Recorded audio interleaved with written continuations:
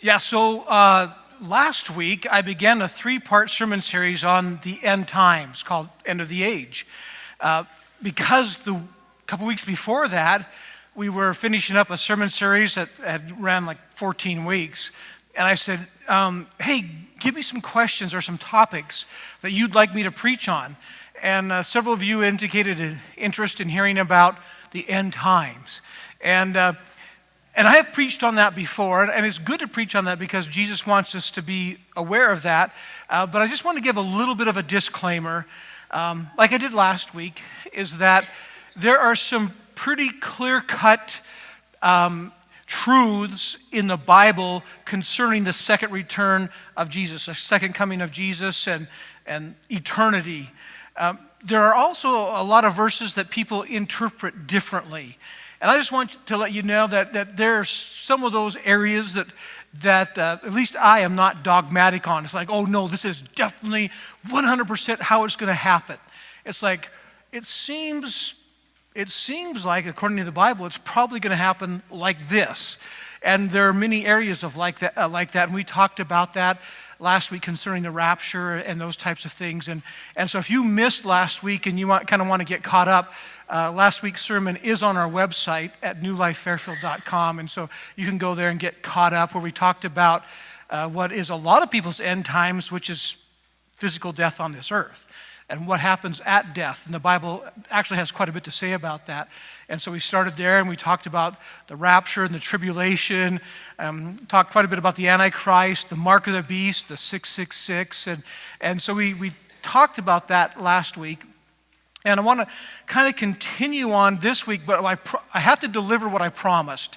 Last week I promised you that I would show you where it appears, very likely, that America actually is mentioned in end times prophecy.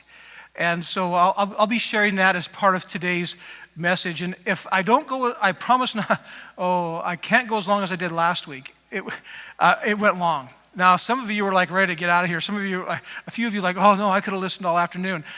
Who couldn't listen all afternoon was the kids over in kids' church. They got a little restless. So I promised Brandy and Tim, I will finish earlier today because we don't want to leave them with the kids like, when are we going home? But anyway, so I kind of want to lay the foundation for this end times teaching. Like, why would we even teach this? Well, Jesus was walking with his disciples in Jerusalem around the temple. And the temple had recently undergone some significant remodeling, and the disciples were so proud of it, thought it was so cool, and they were showing Jesus all this. And Jesus said something to the effect, coming here in the future, this is all going to be torn down. There's not going to be one stone left on another. And they were like aghast, like, what? Because the temple, even though they knew that the temple now was coming to be in them, and the temple would probably not necessarily be the center of worship anymore, especially as Jesus was unveiling the new covenant, it was still had been very prominent in their spiritual practices. And so for them to think that the temple would no longer be there was just unfathomable. And Jesus said, it's going to get torn down. And not one stone will be left on another. And so they're just kind of dumbfounded, and they walked away. And so I want to pick up the story in Matthew 24, verse 3. This is called the Olivet Discourse. It says, as Jesus was sitting on the Mount of Olives, the disciples came to him privately. Tell us, they said, when will these things happen? And what will be the sign of your coming and the end of the age? So they were basically asking three questions. That thing you were talking about, when this is going to get torn down, when's that going to happen? And how will we know what are the signs of your second coming? And when is the end of this age? Age here in the Greek is eon. You've probably heard the term eon, right? It means, like, when you're sitting here last week, we sat here for eons last week. Eon is a season, all right? It's time, but it's like a time. It's not like time. The Greek word for time, like your watch, is chronos. It's not chronos time. It's it's eons, so it's like an age, it's a season. We're in what they call the church age right now, the age of grace, the new covenant age.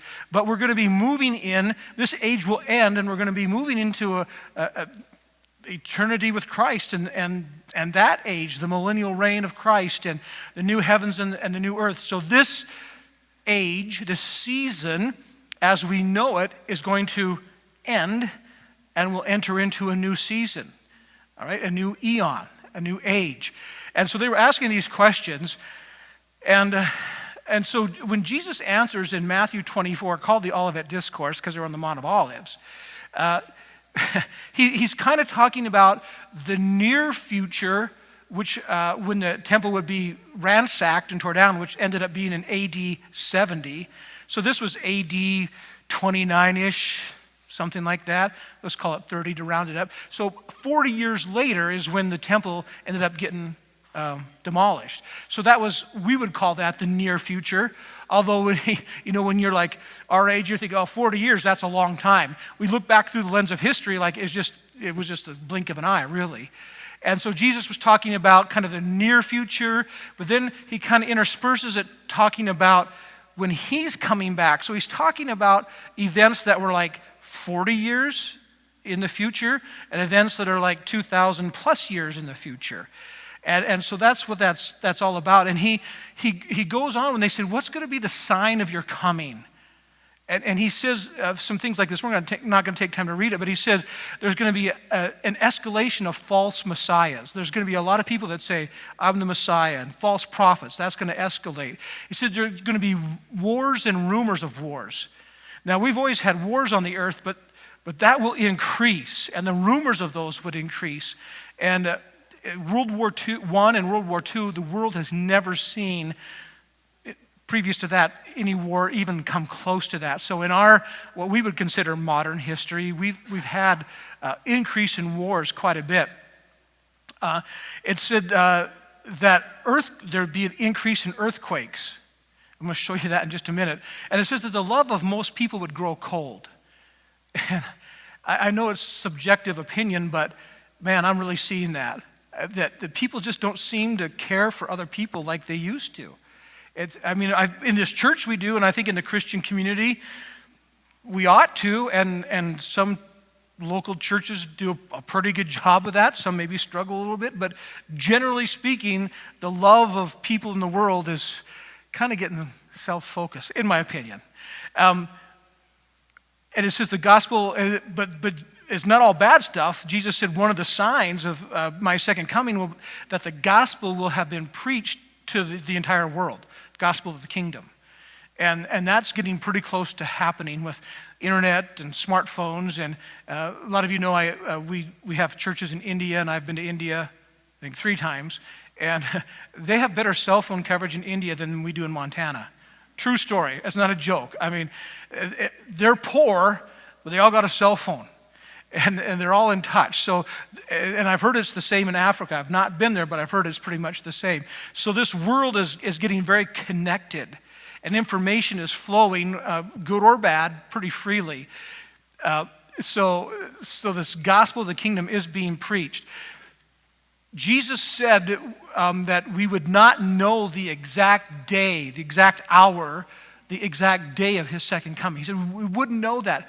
But he did say we would know the season, or that we should know the season. We're supposed to be looking so that we recognize the season of Jesus' second coming. That's why we take time to preach on that, because he said don't be ignorant of it. You should know that. In fact, he says that in this Olivet Discourse, Matthew 24, down in verse 32. He says, now learn this lesson from the fig tree. As soon as its twigs get tender and its leaves come out, you know that summer's near.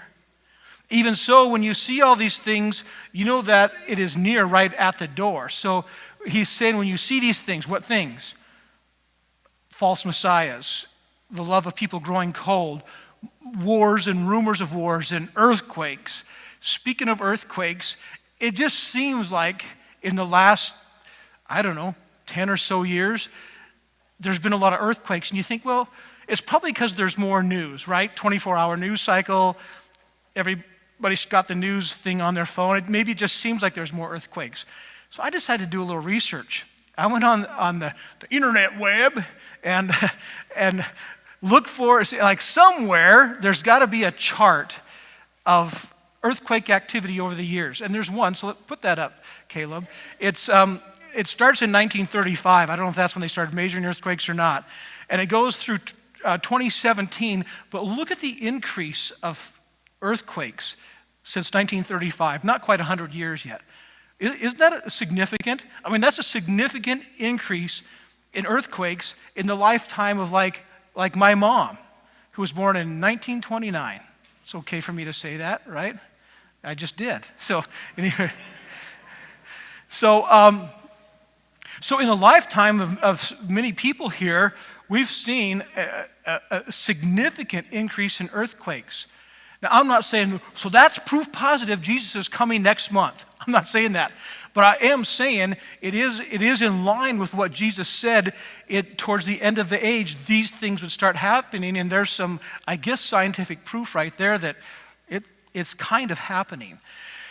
So I want to go back to the Bible and the prophecies concerning the end of the age. And a lot of people think, well, we got to go to Revelation, right? The last book of the Bible. That's where it all is. Well, there's certainly a lot in Revelation. And if you kind of just don't look at the big picture of Revelation and kind of get wrapped around the axles with all the trumpets and bowls and all that kind of stuff. And we're not going to take time to go through all that, just because that would take a long time. And to be honest, I kind of know a little bit about it. But I'm not expert on it, and so I'm not even going to try and teach it, but I'm going to try and teach you what seems pretty clear. And so we are going to look at some passages out of Revelation, but really, the Old Testament book of Daniel, who was a prophet, he's the guy that got thrown in the lion's den, and the lions didn't eat him. That guy prophesied a lot, actually had dreams, about the end times. And so I want to look at that today. So about 600 BC, about 2,600 years ago, the nation of Israel and Judah was part of Israel, long story, but they were captured by Babylon, which is modern-day Iraq, and King Nebuchadnezzar.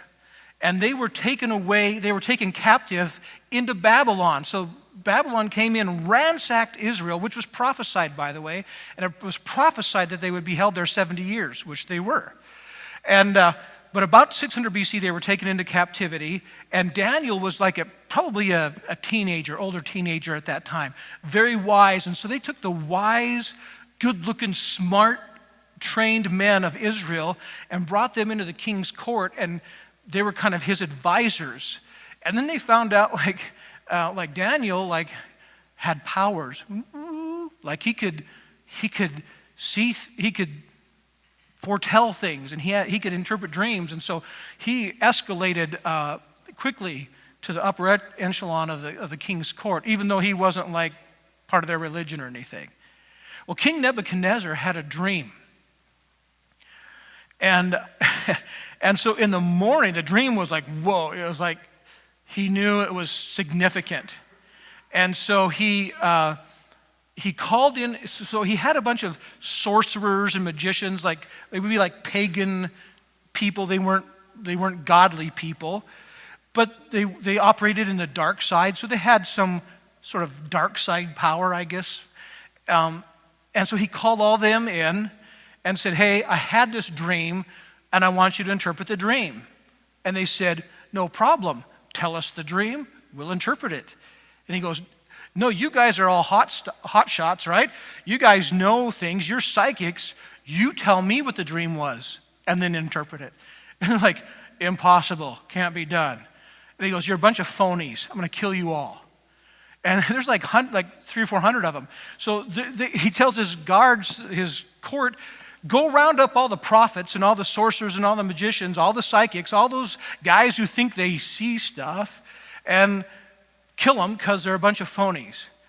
And so they're knocking on Daniel's door. Hey, Daniel, we got to kill you today, so, come on, let's go. And he's like, okay, I can take being killed, but I just, why? Well, the king had a dream, and he wanted people to interpret the dream, and they couldn't. And so he said they're a bunch of phonies. And he goes, hold on, I can interpret the dream. Just give me tonight, and tomorrow I will interpret the dream. And so they gave him the time. He went to sleep, dreamt the same dream, and then came to the king and told him what the dream was and interpreted it. And the king was, you're right on. That's exactly what I dreamt. And so I'm going to read that to you here. It's a little bit long, but you can follow along in your Bible or up on the screen. We're starting in Daniel 2. So Daniel's in the Old Testament. It's like past Psalms and Jeremiah. It's kind of next to Ezekiel there, but it's before you get to all the names you can't pronounce, like Habakkuk and all those guys. So somewhere in between Psalms and all the ones you can't pronounce, there's Daniel in there, right? Daniel chapter 2, starting in verse 31. So now Daniel's standing before the king Nebuchadnezzar, and he's going to tell him, he's going to interpret the dream. Your majesty looked, and there before you stood a large statue, an enormous, dazzling statue, awesome in appearance. The head of the statue was made of pure gold, its chest and arms of silver, its belly and thighs of bronze, its legs of iron, its feet partly of iron and partly of baked clay. While you were watching, a rock was cut out, but not by human hands. It struck the statue on its feet of iron and clay and smashed them. Then the iron, the clay, the bronze, the silver, and the gold were all broken to pieces and became like chaff on a threshing floor in the summer. The wind swept them without leaving a trace, swept them away without leaving a trace. But the rock that struck the statue became a huge mountain and filled the whole earth. This is the dream, and now we will interpret it to the king. Your majesty, you are the King of kings. The God of heaven has given you dominion and power and might and glory. In your hands he has placed all mankind and the beasts of the field and the birds in the sky. Wherever they live, he has made you rule over them all. You are that head of gold. After you, another kingdom will arise, inferior to yours. Next, a third kingdom, one of bronze, will rule over the whole earth. Finally, there will be a fourth kingdom, strong as iron. For iron breaks and smashes everything. And as iron breaks things to pieces, so it will crush and break all the others. Just as you saw that the feet and toes were partly of baked clay and partly of iron, so this will be a divided kingdom. Yet it will have some of the strength of iron in it, even as you saw iron mixed with clay. As the toes were partly iron and partly clay, so this kingdom will be partly strong and partly brittle. And just as you saw the iron mixed with baked clay, so the people will be a mixture and will not remain united any more than iron mixes with clay. In the time of those kings, the God of heaven will set up a kingdom that will never be destroyed, nor will it be left to another people. It will crush all those kingdoms and bring them to an end, but it itself will endure forever. This is the meaning of the vision of the rock cut out of a mountain, but not by human hands. A rock that broke the iron, the bronze, the clay, and the silver and gold to pieces. Put up that picture of that statue. So this is an artist's rendering of the statue in Nebuchadnezzar's dream. So it had the head of gold, the chest area of silver, bronze around the midsection, legs of iron, and feet of iron and clay. All right, that's what he saw, right? And so he says, those are world powers. And he said the gold head represents our kingdom right now, the kingdom of Babylon, which is modern day Iraq. King Nebuchadnezzar, that's the gold head. There's going to be a coming world power that will be silver, and then another coming world power after that, that's the bronze, and then another coming world power, and then another coming world power. All right, so there's what, 1, 2, 3, 4, 5 world powers. One at that time, 600 BC, was in existence. The other 4 were not. Now 4 of them have been in existence, the 5th has not. And that's where we come into prophecy. So we're going to, excuse me, look at this. So go to the next slide there. So the head of gold was the Babylonian Empire, about 600 BC. Then the Medo-Persian Empire. Persia, it's basically Persia. It's Iran, modern-day Iran. They were the ones that came in and captured, took over Babylon when Nebuchadnezzar's grandson was ruling. Right? David was still alive, actually. He was old, but he was still alive when Persia came. And actually, later on in Daniel, he says, it's going to be Persia that's going to be the next world power. They will overtake this country. So he prophesied the exact country, and they did. And he prophesied the third country, which was Greece. Alexander the Great conquered the world and became this third world power. That was, 300 years later after Daniel's prophecy that Alexander the Great made Greece the world power. And they were the world power almost up to the time of Jesus. But by that time, the whole world was speaking Greek. That's why our New Testament is written in Greek, in the original languages, because that was the world language. Even though by the time Jesus came along, Rome was the world power, they were still speaking Greek. So then Rome would be the legs of iron. That was the next world power that came. Again, remember, these were all prophesied. And it came to pass just as Nebuchadnezzar dreamed and Daniel interpreted. So that's pretty amazing prophecy, right? Don't you think? And so it was the Roman Empire, the two legs. Where the question comes in, or where the future, I guess, where we're talking about now, or we're going to spend more time about, is these feet of iron and clay. Because that's the world power that has not yet come. And that's the world power that's going to be in power at the second coming of Jesus. Remember, because he said there's a rock going to come. That rock is Jesus. You know, Jesus is referred to in the Bible as the rock, right? It's a rock that people stumble over, but he's also the rock that's the cornerstone of the church. And so Jesus is often referred to as a rock, but this rock's going to come, hit the statue on the feet, crumble the feet, and the whole thing's going to come down, and that rock is going to turn into a big mountain. And that kingdom, the rock's kingdom, I'm not talking about Dwayne Johnson, but the rock's kingdom is going to be the kingdom that lasts forever.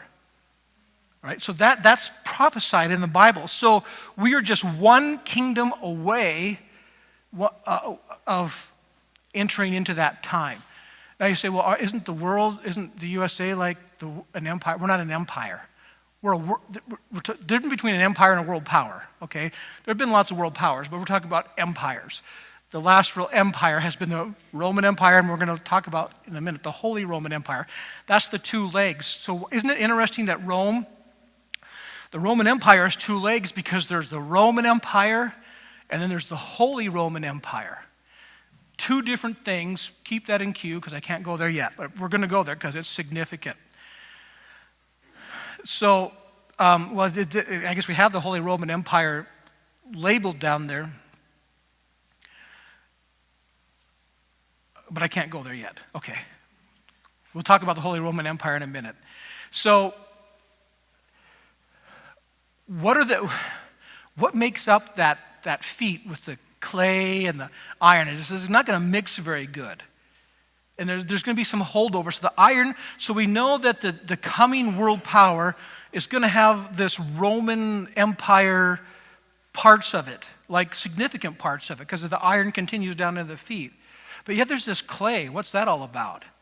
It's like, well, it doesn't mix, but it's going to be there. Daniel gets another vision about end times later on in the book of Daniel, chapter 7. I'm going to read that now. And this is where we're going to start to see at least one instance where America is at least acknowledged, I believe, in Old Testament prophecy. So here we go. Daniel 7, starting in verse 2. So he's had this vision, and he's explaining the vision. Daniel said, "In my vision at night, I looked, and there before me were four winds of heaven churning up the great sea.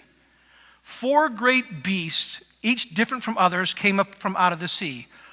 Okay, beasts in prophecy, in Bible prophecy, almost always represent a kingdom. They can represent the king of that kingdom or the national leader. So they represent nations or kingdoms. I'm going to use kingdoms and nations interchangeably here. I'm also going to use king and national leader, president. I'm going to use them interchangeably, okay? So beast most often is the kingdom or the nation, but it can also be the leader of that nation, okay? So he saw these four beasts come out of the ocean. So these are kingdoms that arise. Now this is all at the time of the second coming of Christ. That will be the nations that will be on the earth, not all the nations, but these nations will be on the earth at the second coming. All right? So, here we go. Verse 4. The first was like a lion and had the wings of an eagle. I watched until its wings were torn off, and it was lifted up from the ground so that it stood on its own 2 feet, on 2 feet like a human being, and the mind of a human was given to it. The reason biblical prophecy is so hard for most people to understand is because you just look at one little verse and like, I don't get it. And there are times we're called to really dig into a verse or a section of verses, but I think as Christians, and I do this all the time, we can't see the forest because of all the trees. We don't back up far enough to just kind of look at the big picture. And once we back up and look at the big picture and put everything into context, it's like, oh, well, that's what that means. Duh. I was so close to it, I didn't see it. But now that I back up, oh, there it is. And so let's just back up a little bit. And I'm not saying that this is it, but I kind of think this is it, all right? Think about the nations of the world right now, and it talks about a lion here. Does anybody know what nation is represented by a lion? What? England, Great Britain. I mean, there's lions everywhere. All their statues, and it's Great Britain is represented by a lion.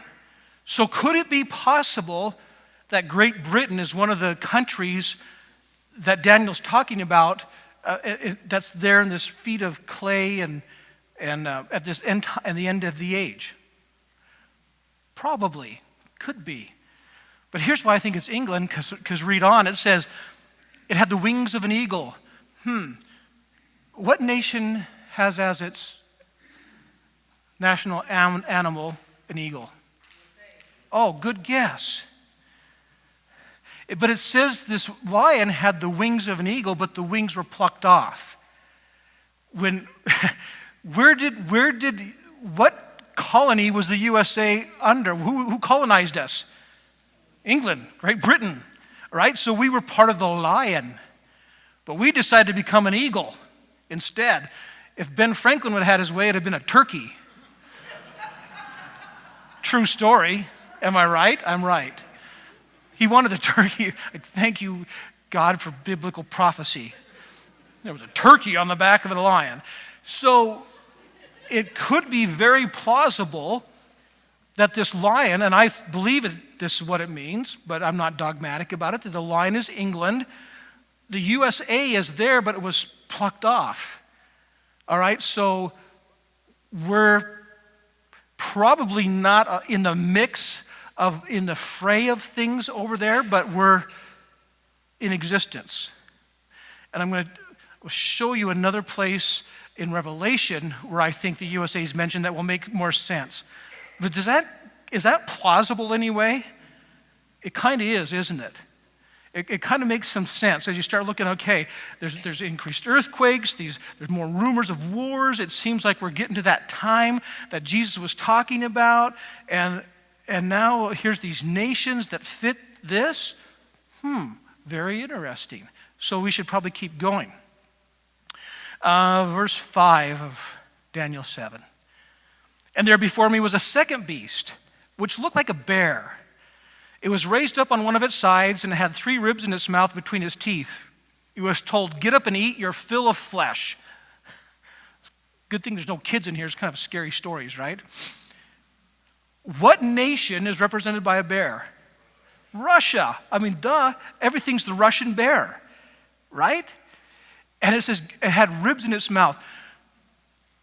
Russia was Russia for a long time, but when I was a kid, it was the Soviet Union. because Russia began to eat countries. It ate Ukraine and Poland, and it ate Czechoslovakia and East Germany, right? And it made this huge union of the Soviet states. It's called the Soviet Union. And those of you who are younger are like, what? When I was younger, that was a big deal. I mean, you didn't hear as much about Russia. You heard about the Soviet Union. Russia was just part of the Soviet Union, but it started in Russia. And that's where the bear started eating all those countries. And it ate them up, right? Could it be that Russia is one of those countries? Kind of seems like it, doesn't it? So let's go on. Verse 6. After that I looked, and there was before me another beast, one that looked like a leopard. And on its back it had 4 wings like those of a bird. This beast had 4 heads, and it was given authority to rule. Now here's one that was a little more challenging. And I had heard from other end times Bible experts who know way more than me that the leopard represents Germany. And I'm like, I don't think that's the national animal for Germany. And I went and looked, no, it's the eagle. It's the black eagle, not like our cool eagle. They got the black eagle that's all scary looking. That's their national animal, but that didn't come into being until quite a bit later. But so I'm like, why is it a leopard? Do I want to get here now? I might as well just start going here. So I start researching, how is the leopard related to Germany? So the keywords in Google were leopard and Germany. Boom, there it is. Germany makes one of the most deadly tanks, like a military weapon, in the world right now. It's called the Leopard tank. It is, why is it so deadly? It's fast. Some of you are in the military. William, you're in the military. This tank goes 42 miles an hour. That's fast, isn't it? A tank going 42 miles. You ride a motorbike 42 miles an hour. But a tank, an army tank going 42, it can go 450 kilometers. What's that? 300 miles or something like that? 275? I don't know. It can, in one fueling. It can go like from here to Spokane and without having to fuel up. I mean, my pickup barely does that. And this is a tank that's deadly accurate. It's got great armor, and everybody wants one. And I was just reading that Germany kind of got, not in trouble, but the countries are like, because they're selling these. Syria in 2012 bought a bunch of these tanks. A bunch of them. And the world community is like, Germany, you might not want to be selling those tanks to, like, Syria. They're selling them to Jordan. They're selling them to Turkey. They're selling a bunch to Turkey. These Leopard tanks are going all over Europe and the Mideast. And so that's the first thing that jumped out. So I'm like, wow.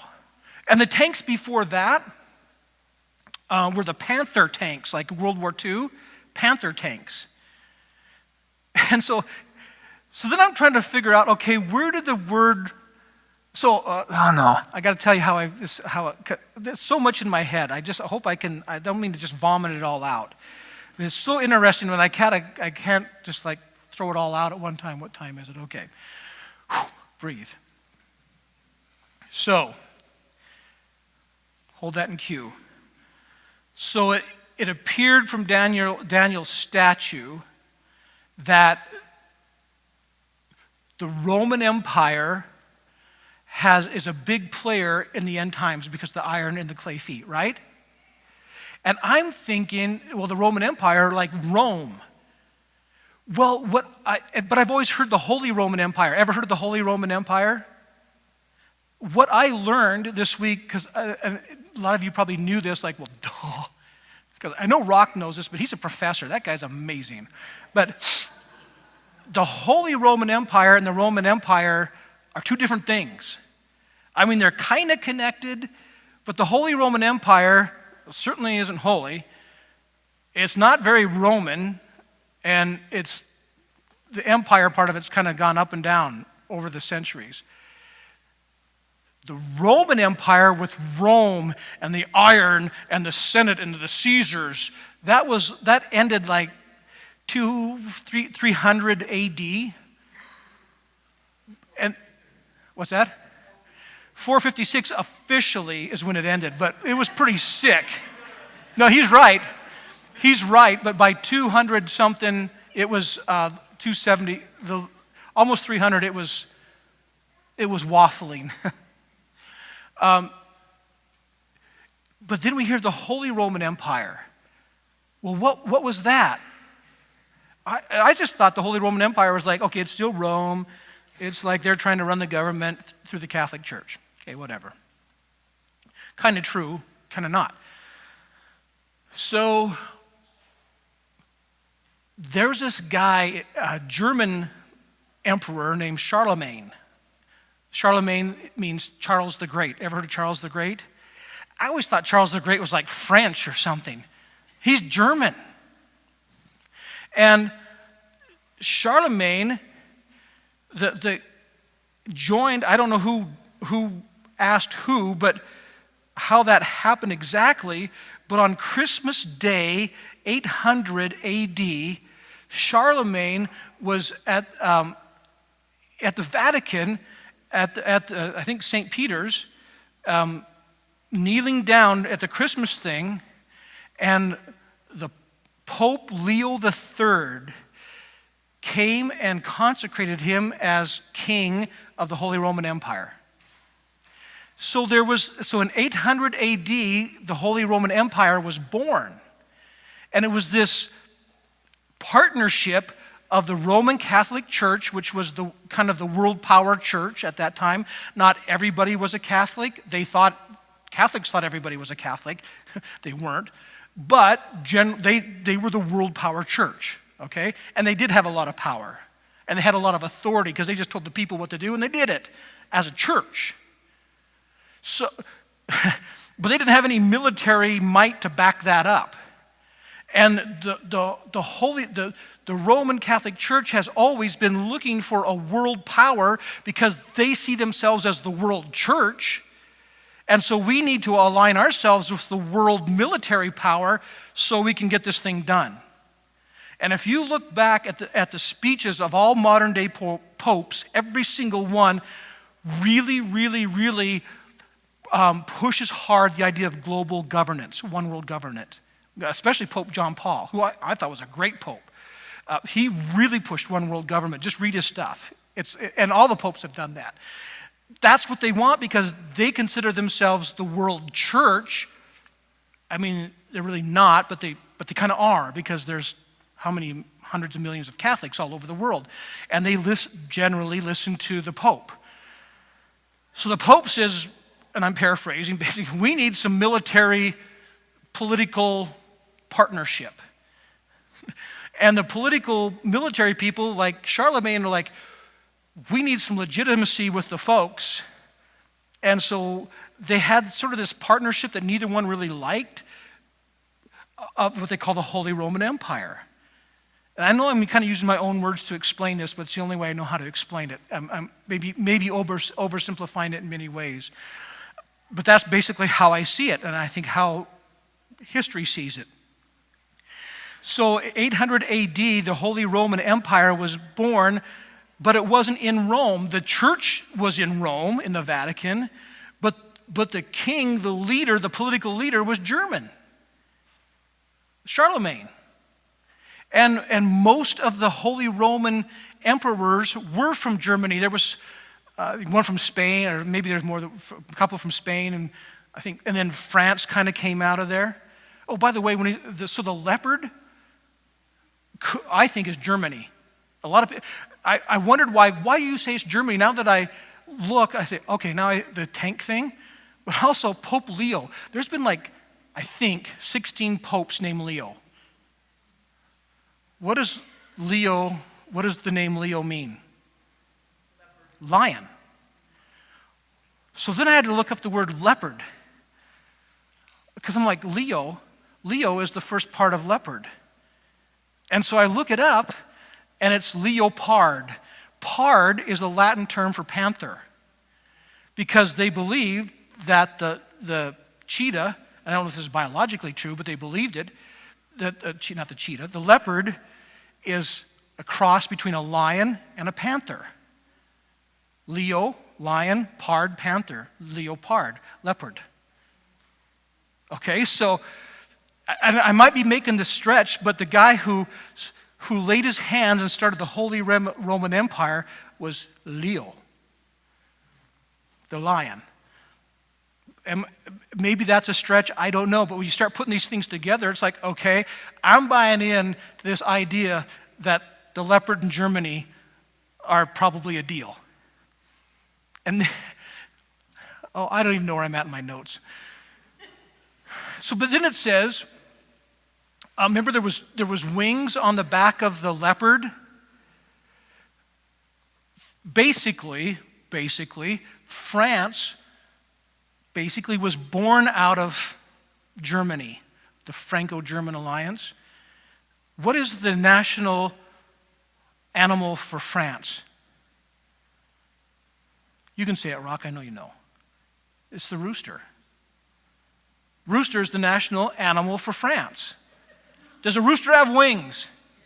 And actually, if you look at the original language, this is the wings of a fowl. Not all birds are fowl. Chickens are fowl. In more ways than one. Anyway, sorry. Haters gonna hate. So the wings on the leopard probably are France. Probably is France. Okay, so there's that, right? I always thought the Franks, Franks I always thought were like French, but the Franks are German. But they're also in France. And they call it the Franco-German alliance. Here's something interesting. Oh, gosh, we're going to have to end. Is before we did last time. Oh, this is so good.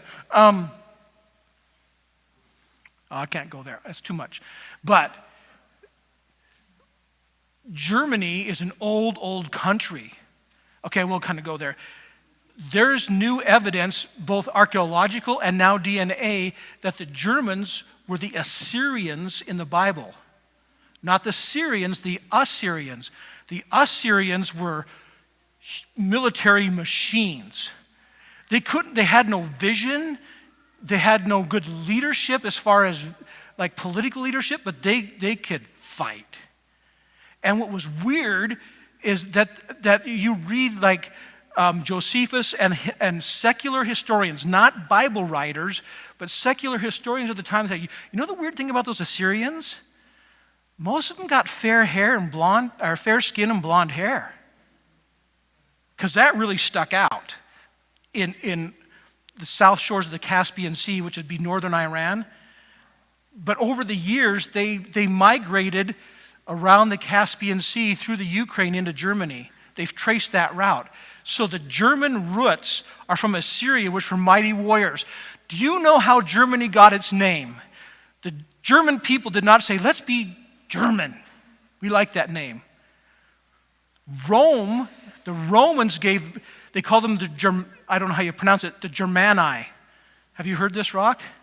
Am I saying it right? Germani, with an I? It means warring men.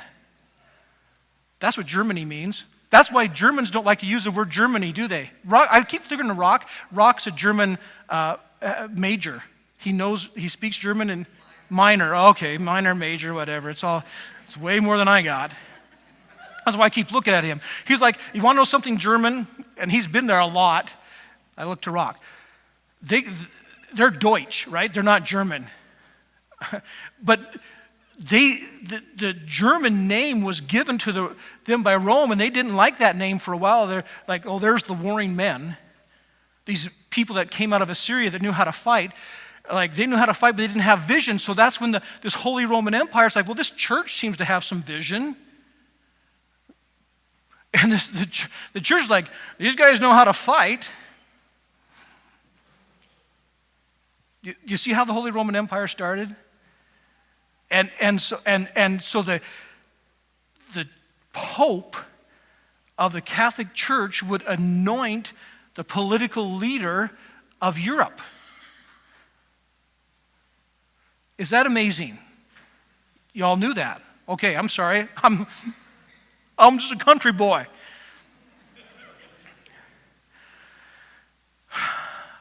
Okay, where do I need to go? Verse 7. I'm still reading Daniel 7. Now I'm in verse 7. After that, so I was talking about the leopard. Oh, okay, so the 4 heads. It said there's 4 heads of the leopard, right? I'm jumping ahead. There's First Reich. Third Reich was Hitler. Ever heard of the Third Reich? Do you know what Reich means in German? Kingdom. It means kingdom, literally. So when we talk about Hitler's Third Reich, it's Hitler's third kingdom. That means there was a first and second kingdom. Guess what the First Reich was? Charlemagne, 800 AD. That was the First Reich. That was the first kingdom. And they all agreed. That's because Germany's the one that said this is the Third Reich. I mean, it's not something that somebody put on them like, no, this is the Third Reich. The first kingdom was Charlemagne. The second one was Otto Bismarck. Ever heard of Bismarck? Some of you have been there, but not the Otto. And Otto Bismarck, he was like around World War I. He actually kind of wanted to like pull away from the Catholic Church, and he couldn't get it done. The grip was there, and they could not separate. And I know this doesn't sound, it's not politically correct, but Hitler and at least the Catholic officials had an understanding. And I know a lot of people don't like to talk about that, but they did.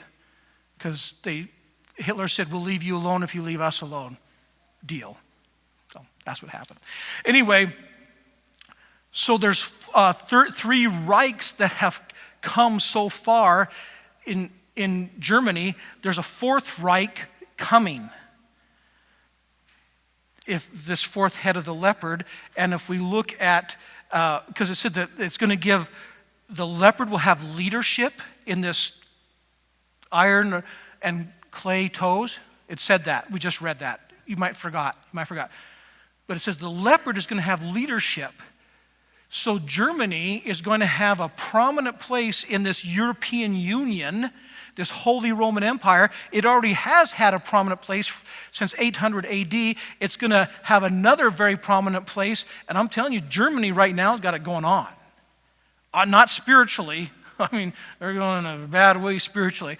But I'm talking about economically, technologically. They are killing it. Anyway, no pun intended. All I'm saying is what you see happening in Germany now, which I don't have time to go into because we're running out of time, but you can read about it, and you look at, you start putting things together in biblical prophecy. What I'm just saying is watch Germany, because they're going to kind of lead this European Union to be a political power and a military power, and they're already, just this last year, the French president, is it Macron, said, hey, we need an army. And America's going like, you got NATO, you don't need an army. We got NATO. Down, boy. It's like, no, we want an army. The EU wants an army. And the most dangerous tank in the world is produced by one of the leaders of the EU. And their population in the European Union, 500 million. Almost twice as much as the US. Because it takes population to fund military and to field an army. And now they have it. At that night, verse 7, in my vision at night, I looked, and there before me was a 4th beast, terrifying and frightening, very powerful. It had large iron teeth. It crushed and devoured its victims and trampled underfoot whatever it left. It was different from the former beast. It had 10 horns. Horns represent kings. I think I'm not a scholar. Scholars think that those horns are the 10 leaders of it has something to do with the European Union, because there's all these kings, but they're all in one kingdom, but there's different kings. So all these nations in the EU have their own president, but yet there's a president of the EU. And so these horns probably represent different leaders in the EU. By the way, the European Union started kind of. Its roots go back to 1957. And in 1957, Europe got together and said, it'd be a lot easier if we could trade across borders more easily. No tariffs, no trouble. So they started the European Economic Union, the EEU, 1957. They started it, I believe they signed it in Brussels, and it was all with Europe, and Germany was a big part of that, Germany and France. Guess what they called it? They called it the Treaty of Rome. It wasn't signed in Rome. It had almost nothing to do with Rome, but they called it the Treaty of Rome. Interesting. Remember the Roman Empire, right? November 3rd, 2009, 27 countries, all the countries of Europe finally got together and they ratified.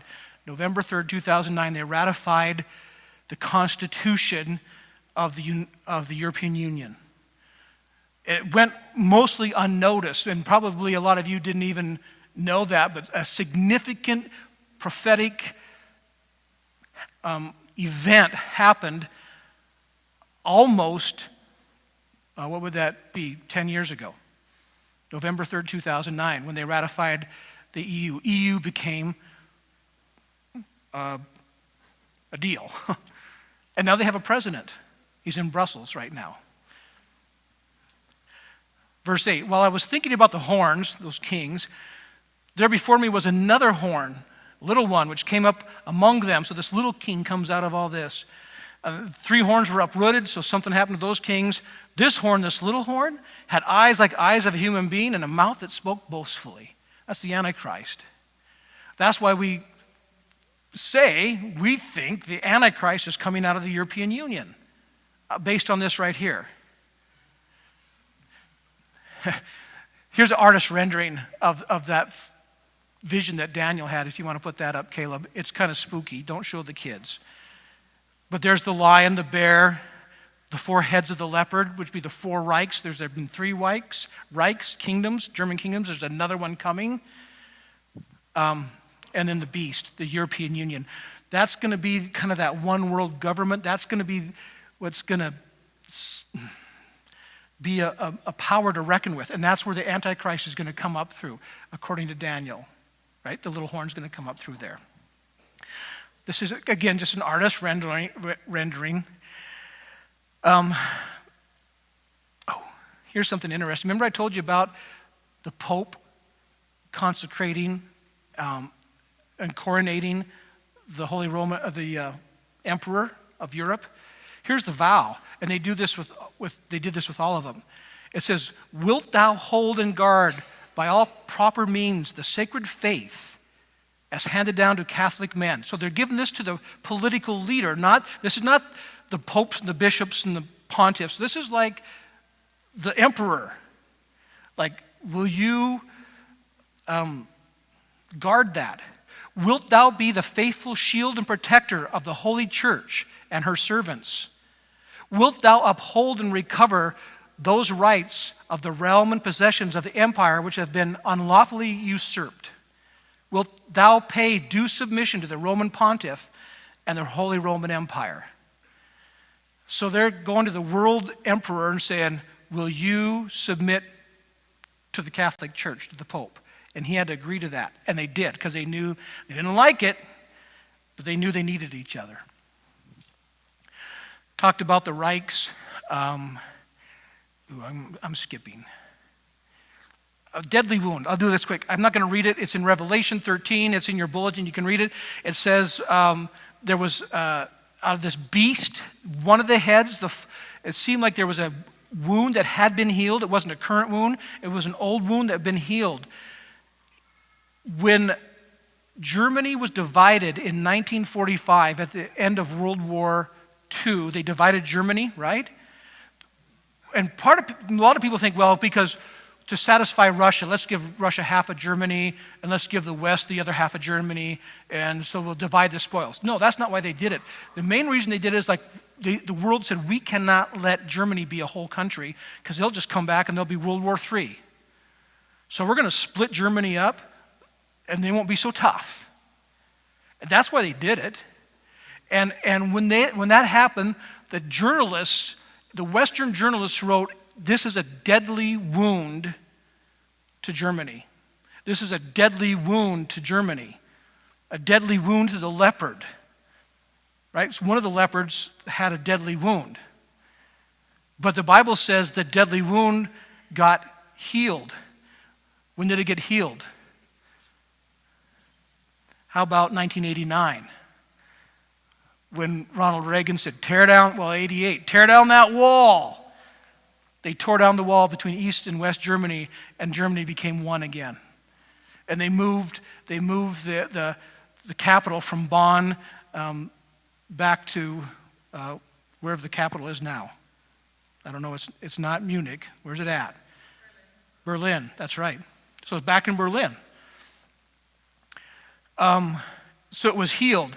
And then the current president, George Bush Sr., stood and said, we now have a new world order. Remember that? A new world order. The Pope's been talking about new world order. The Masons, which George Bush is, talk about a new world order. The new world order is on your money, on the $1 bill. Take a look. It says it in Latin, but it says introducing a new world order. It's a little C and I on a $1 bill. The Masons put it there. That's a whole, there's so much I want to tell you. I can't, out of time, sorry. Write a book, yeah. This wouldn't be too long, yeah. There's lots of books. Where do you think I get my information?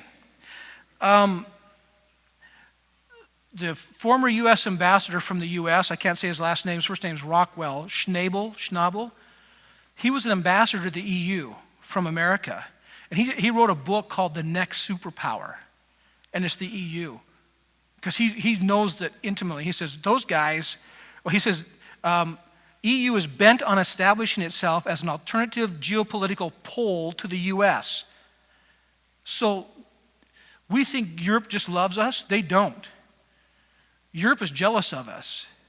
And they want to become a political power and a military power, and the only way they can do it is to band together. They've done that. That officially happened November 3rd, 2009. Just this last year, the French president announced that, hey, I think we need a military. And they're starting to do it. Germany is producing the most fierce and powerful, deadliest tanks ever produced by man called the Leopard. And Germany is positioning itself, and they're actually leading the charge in the EU. Anybody that knows anything about the EU, you know that Germany is at the forefront. Am I right? I'm right. Sorry. That sounds arrogant, but I am right. Got to wrap it up. The European Union is going to play a major role in this end of the age. And it's already starting to come together. Am I dogmatic on all this stuff? No, but it just seems pretty plausible that the stage is being set and things are being lined up. And I got to fulfill my promise. Poor Brandy, I'll just ask for forgiveness. Kids' church. Because I told you there was another place that I think it talks about the U.S. in the Bible, and I promised I would tell you that, and I didn't get there. I got to do it right now. It's in the New Testament, Revelation, chapter 12, verse 13. When the dragon, who's the devil saw that he'd been hurled to earth, he pursued the woman. Who's the woman? Who gave birth to the male child. The male child is Jesus Christ, the Messiah. The woman is the nation of Israel. It's not the Virgin Mary, like some would say. It's the nation of Israel. We know that because the woman is talked about as the mother of the tribes. Mary was not the mother of the tribes. The nation of Israel was. Okay, so it's like the motherland. So this woman, the nation of Israel, devil pursued Israel because of Jesus came from that. And so at the end times, there's going to be this big revival in Israel where people are coming to Christ by the droves, Jewish people coming to believe in the Messiah, Jesus Christ. And that's prophesied. The devil's going to try to knock them out. Verse 14, the woman, Israel, was given 2 wings of a great eagle, so that she might fly to the place prepared for it in the wilderness, where she'll be taken care of for time times half time, out of serpent reach. Last week we talked about what time is 1 year. Times is 2 years. Half time is a half year. That's 42 months. It's 3.5 years. That's the time of the tribulation, 3.5 years. It's the time all over in the Old Testament, the New Testament. That's the tribulation period, 3.5 years, 42 months, 1,260 days. However, it says that all those ways in the Bible. Don't have time to go through all that. It appears, again, not dogmatic about it, it appears that America will play an important role in protecting Israel during this time of tribulation. Which is no surprise, because America has always been Israel's greatest ally. And we need to continue to be. Can I read that out of the Bible and then we'll end? Here's why we need to be Israel's greatest ally. The nation of Israel was started with Abraham back about, 2000 BC. God met Abraham, talked to him and said, Abraham, I'm going to make you a great nation will come out of you. He's talking about the nation of Israel. And the world will be blessed through you, which means the Messiah would come from his lineage, his seed, his people.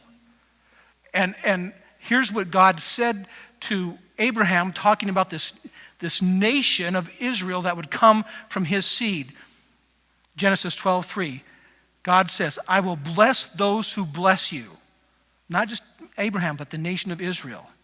And whoever curses you, I will curse. And all the peoples of earth will be blessed through you. We as a nation need to support Israel, because we don't want God cursing our nation. And I think our nation, even though we've done so many horrible things, is a blessed nation. And one of the reasons we're a blessed nation is because we take care of Israel. We always have. It was Harry Truman that stuck his neck out on the line and in one day made Israel a nation by recognizing them. God bless Harry Truman, and God did, by the way. I'm not trying to get political, but that's where it started, 1948, in May.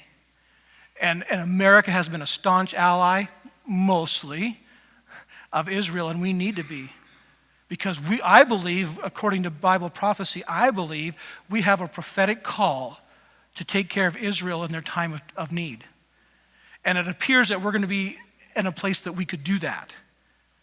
And it appears that we're not going to be over there in the Mideast mixing it all up. We're going to be here, and we're going to be taking care of Israel. Because not all the nation is going to come under the world. Oh, I have too much time. Jordan is not going to be, it says it's not going to be under the control of the Antichrist. Israel is not going to be under the control of the Antichrist. With the wings being plucked off and the wings taking care of Israel, it appears we're not going to be under that control. Because it says there's going to be people still fighting the Antichrist the whole time until Jesus comes back. It's interesting. I got to just quit. Can I do that? Worship team, come up. I don't know where you land this plane, because it's a continuing story. It's the song that never ends, right? The story continues, but here's how I want to end. Are you ready? Are you ready for this? Because we don't know when the rapture will come. We talked about the rapture last week. If you don't know what that is, go look at the sermon last week, or actually read your Bible. Anyway, word rapture's not in there, but the concept is. Go back and look at last week's sermon. But at any moment, we might be out of here. Are you ready? Or maybe, I don't know, maybe we'll stay through the tribulation. Are you ready for that? God will take care of you, but are you one of His? The Bible says perfect love casts out fear. And if you have fear about these coming times, if you have great fear, you don't need to have great fear. I mean, I have a little trepidation about it, like, oh man, wow, that's gonna be serious. I mean, part of me, like, man, I kind of want to be here, see that, help out. Part of me, like, no, let's just get out of here. I don't know when we'll be raptured out of here. I don't know how long. I'm okay either way. I'm okay either way because I know that God will take care of me. I know that he will miraculously take care of me. He's done it for his people all through human history, and he's going to do it again. And the people who will not turn to him will fall under his wrath, and that is a place you do not want to be. And you don't want to be in a place where you're taking the mark of the beast, and you don't want to be worshiping the beast, and you don't want to be caught up into that whole thing. You need to be solid in your relationship with Jesus Christ. Are you solid with him? That's what I'm asking, because now's the time to get solid. If you think, well, when I see all this stuff start happening, I'll get solid. Well, I kind of think it's starting to happen. Don't put it off. And I'm not trying to scare you. I'm not trying to use fear. I'm just saying, like, wake up. People are so sleepy, spiritually speaking. They're going through life every day. It's like, I mean, don't quit doing your laundry. I mean, if you're going to buy a house, go buy a house. Live your life. It's God. Jesus might not come back for 200 years. Might be tomorrow. I don't know. I'm ready. I'm okay. I don't fear it. I'm ready either way. But there's a lot of people that aren't ready. Are you ready? Are your friends, is your family ready? You don't need to scare them. You just need to show them the love of Jesus Christ. It says it's the love of Christ that draws people to repentance. And his perfect love casts out fear. We know that we're safe in God the Father's hands. We don't have to fear. He's got us. Whether we're raptured now or raptured later, we're good. It's all good. We're going to see some powerful, amazing things unfold, and every knee will bow and every tongue will confess that Jesus Christ is Lord. So, prayer time people, why don't you stand up if you're physically able. Prayer time people, if you want to come up, we want to close. Make sure that you have a time to pray with somebody. If you don't feel like, man, I don't know if I'm ready. I don't know if I'm solid there. Come up and let's take care of that today. Pray with these prayer time people. They'll talk you through that. They'll pray you through that. And maybe you just need to get some business done with God. And maybe you just need to pray for some loved ones who aren't maybe there yet. Let's pray for them because God can work on their hearts. Let's be ready, folks. Lord, thank you for you revealed a lot of your plan to us. Now there's a lot we don't know, but there's a lot we do know. And Lord, you said we should know the things you've told us about. So thank you for showing that to us. Lord, I just pray that everyone here today would be ready to meet you face to face, and that all our friends and family would be ready to meet you face to face. Lord, we pray for that. I pray there'd be no fear here, that your perfect love, Lord, would cast out any fear, would push away any fear, knowing that you hold us in your hand and we're good with you. We're okay. We're going to be okay. Thank you for your great love for us, and thank you for giving us eternity with you. We pray it all in Jesus' name. Amen. Come on up for prayer.